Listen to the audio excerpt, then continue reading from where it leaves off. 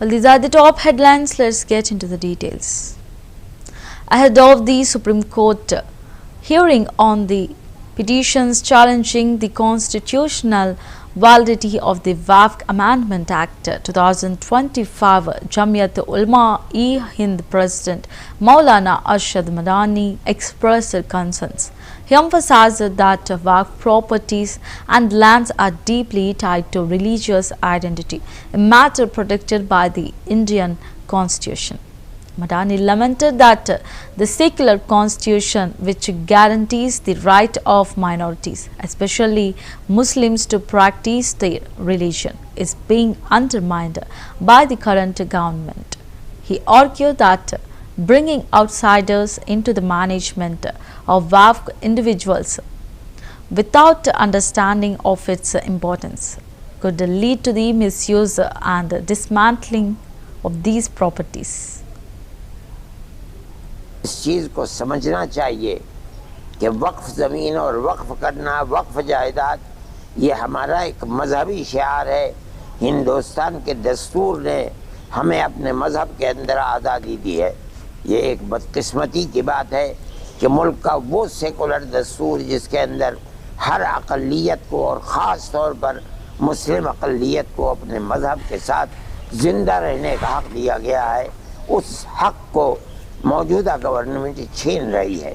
یہ کہنا بالکل غلط ہے کہ ہم اس کے اوپر دست درازی نہیں کر رہے ہیں، بلکہ ہم اس کے نظم و انتظام کے لیے جو کمیٹیاں بنا رہے ہیں اس کے اندر مسلمان اور ہندو سب کو رکھ رہے ہیں۔ کیوں رکھ رہے ہیں آپ؟ جو ہمارے مذہب کا مسئلہ ہے، ہم اپنے مذہب کے مسئلے کو خود نمٹیں گے۔ آپ کو بنانا ہے، آپ نے وقف بورڈ بنا دیا، اس وقف بورڈ کے اندر جو چیئرمین ہوگا وہ مسلمان ہوگا۔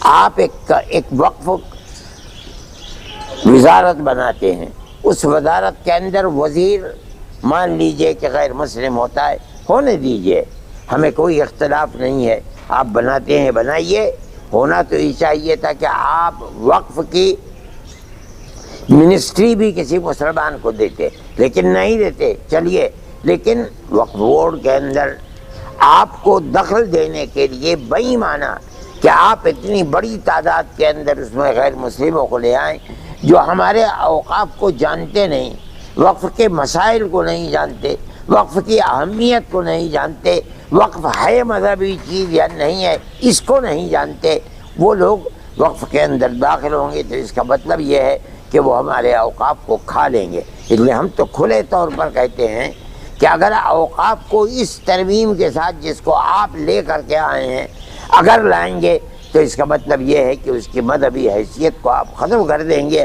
اور ہمارے اوقاف کے اوپر آپ قبضہ کر کے جیسے چاہیں گے اسے۔ اس چیز کو سمجھنا چاہیے کہ وقف زمین اور وقف کرنا، وقف جائیداد، یہ ہمارا ایک مذہبی شعار ہے۔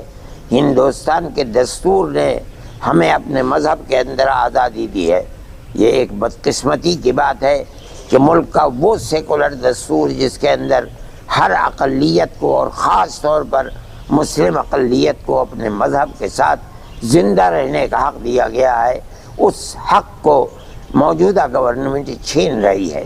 یہ کہنا بالکل غلط ہے کہ ہم اس کے اوپر دست درازی نہیں کر رہے ہیں، بلکہ ہم اس کے نظم و انتظام کے لیے جو کمیٹیاں بنا رہے ہیں اس کے اندر مسلمان اور ہندو سب کو رکھ رہے ہیں۔ کیوں رکھ رہے ہیں آپ؟ جو ہمارے مذہب کا مسئلہ ہے، ہم اپنے مذہب کے مسئلے کو خود نمٹیں گے۔ آپ کو بنانا ہے، آپ نے وقف بورڈ بنا دیا، اس وقف بورڈ کے اندر جو چیئرمین ہوگا وہ مسلمان ہوگا۔ آپ ایک وقف وزارت بناتے ہیں، اس وزارت کے اندر وزیر مان لیجئے کہ غیر مسلم ہوتا ہے، ہونے دیجئے، ہمیں کوئی اختلاف نہیں ہے۔ آپ بناتے ہیں بنائیے، ہونا تو یہ چاہیے تھا کہ آپ وقف کی منسٹری بھی کسی مسلمان کو دیتے، لیکن نہیں دیتے۔ چلیے، لیکن وقف بورڈ کے اندر آپ کو دخل دینے کے لیے بے ایمانہ کہ آپ اتنی بڑی تعداد کے اندر اس میں غیر مسلموں کو لے آئیں جو ہمارے اوقاف کو جانتے نہیں، وقف کے مسائل کو نہیں جانتے، وقف کی اہمیت کو نہیں جانتے، وقف ہے مذہبی چیز یا نہیں ہے اس کو نہیں جانتے، وہ لوگ وقف کے اندر داخل ہوں گے تو اس کا مطلب یہ ہے کہ وہ ہمارے اوقاف کو